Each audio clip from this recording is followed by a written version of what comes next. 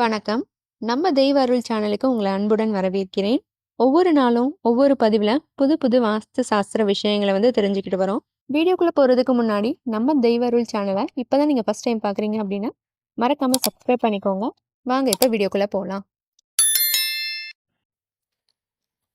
தைப்பூசம் 2025 முக்கியத்துவம், சடங்குகள் மற்றும் பார்க்க வேண்டிய சிறந்த முருகன் கோவில்கள்.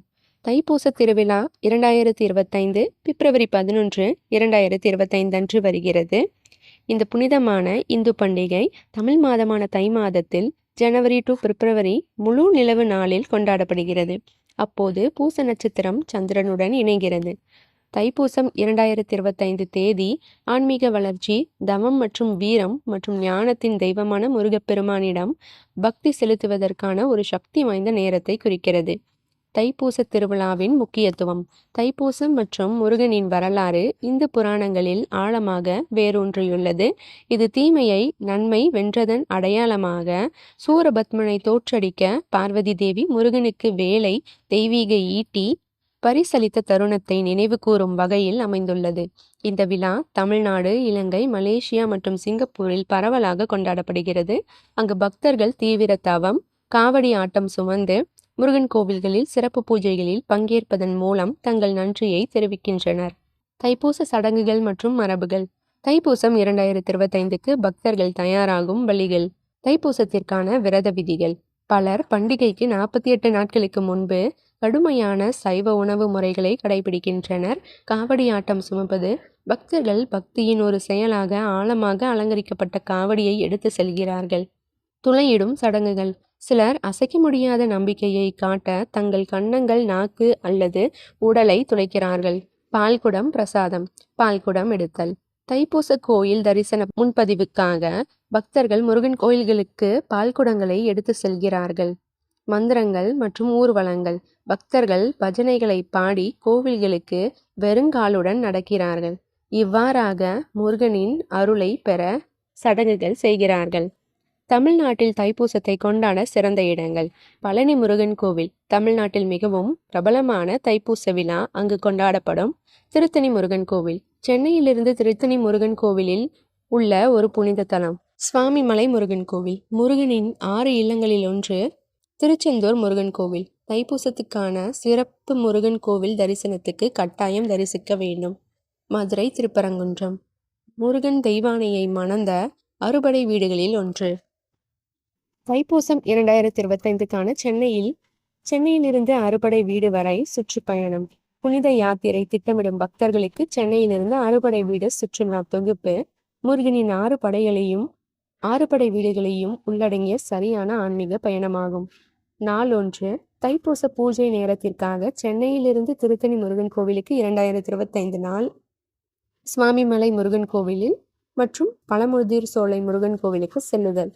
நாள் 3 திருச்செந்தூர் முருகன் கோவிலில் வருகையுடன் யாத்திரையை முடிக்கவும். 4ஆம் நாள் பழமுதிர் சோலை என்பது தமிழ்நாட்டின் மதுரைக்கு அருகில் உள்ள ஒரு புனித மலை கோவிலாகும். இது முருகப்பெருமானுக்கு அர்ப்பணிக்கப்படுகிறது. 5ஆம் நாள் திருப்பரங்குன்றம் என்பது தமிழ்நாட்டின் மதுரைக்கு அருகில் அமைந்துள்ள ஒரு வரலாற்று சிறப்புமிக்க கோவில் நகரமாகும். இது திருப்பரங்குன்றம் முருகன் கோவிலுக்கு பெயர் பெற்றது. தமிழ்நாட்டில் பழனி முருகன் கோவிலில் தைப்பூச விழாவை அனுபவியுங்கள். இவ்வாறாக தைப்பூசத்திற்கு 6 நாட்கள் முன்பு விரதம் இருந்து அறுபடை முருகனின் கோவில்களையும் வலம் வந்து முருகனின் அருள் வேண்டி வணங்கும் பக்தர்களுக்கு கண்டிப்பாக முருகனின் அருள் பரிபூரணமாக கிடைக்கும். 2025 தைப்பூசத்தன்று முருகன் கோயில்களுக்கு ஏன் செல்ல வேண்டும்? முருகப்பெருமானின் ஆசிகள் தைப்பூசத்தின் போது தரிசிக்க சிறந்த முருகன் கோவில்களில் தெய்வீக அருளை அனுபவியுங்கள். வாழ்நாளில் ஒரு முறை மட்டுமே கிடைக்கும் அனுபவம். பக்தர்கள் காவடி ஆட்டம் சுமந்து செல்லும் வசீகரமான ஊர்வலத்தை கண்டு மகிழுங்கள். தைப்பூச திருவிழா என்பது மத நிகழ்வு மட்டுமல்ல, பக்தி, நம்பிக்கை மற்றும் உள் வலிமையின் கொண்டாட்டமாகும். நீங்கள் சென்னையிலிருந்து அறுபடை வீடு சுற்றுலா தொகுப்பை திட்டமிடுகிறீர்களா அல்லது 2025ஆம் ஆண்டு தைப்பூச கோயில் தரிசனத்திற்காக சிறப்பு முன்பதிவை நாடுகிறீர்களா? முருகப்பெருமானின் கோயில்களுக்கு புனித பயணத்தை மேற்கொள்ள சிறந்த நேரம். தைப்பூசத்திற்கு விரதம் இருக்கும் முறை. தைப்பூச நாளில் விரதம் இருந்தால் குழந்தை பாக்கியம் உண்டாகும் என்றும் நினைத்த காரியங்கள் நிறைவேறும் எனவும் சொல்லப்படுகிறது. அப்படி தைப்பூச நாளில் அதிகாலையிலேயே எழுந்து குளித்துவிட்டு பூஜை செய்து விரதத்தை தொடங்கலாம். சாப்பிடாமலும் விரதம் இருக்கலாம். பால் பழம் மட்டும் சாப்பிட்டு கூட விரதத்தை மேற்கொள்ளலாம். இல்லை என்றால் ஒரு பொழுது விரதம் கூட மேற்கொள்ளலாம். விரதத்தின் போது கந்த சஷ்டி கவசம், வேல்மாறல் போற்றி பாட வாழ்க்கை மகிழ்ச்சியாக இருக்கும் என சொல்லப்படுகிறது.